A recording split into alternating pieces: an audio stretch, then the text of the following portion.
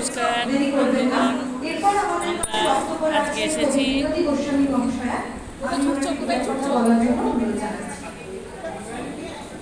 অপু দুর্গা সাহিত্য পত্রিকার উদ্বোধন অনুষ্ঠানে বিশিষ্ট সম্পাদিকা চৈতালি দাস মজুমদার মহাশয়া আমাদের আন্তরিকভাবে আমন্ত্রণ করেছেন।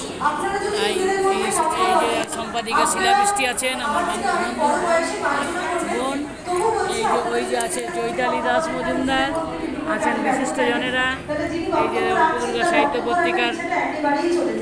এবং তিনি যে কথাগুলো বলছেন এখানে বারবারই যে কথাগুলো উঠে আসছে, আজকে আমাদের সবচেয়ে কাছের রাষ্ট্র, শুধু কাছের বলে তো নয়, আমাদের এই যে কারণে আজকে সমাবেশ শিল্প সাহিত্য সংস্কৃতি, সেই শিল্পর যেখানে আমাদের সবচেয়ে বেশি বোধহয় রুট রয়েছে, সেই বাংলাদেশ আজকে একটা চরম অবস্থায় দাঁড়িয়ে।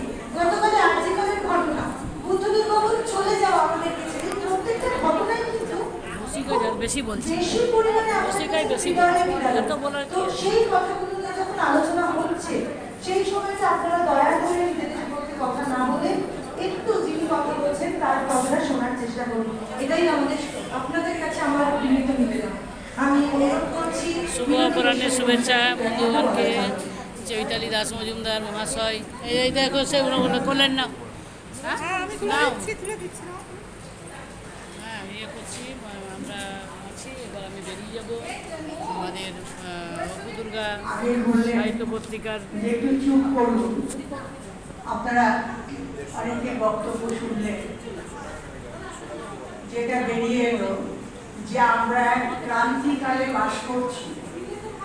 এই এক সপ্তাহ ধরে আমাদের নার্ভগুলো ভালো কাজ করছে না। ওই যে বলল সুশান্ত, আমাদের 24 তারিখ বাংলাদেশ যাওয়ার কথা ছিল।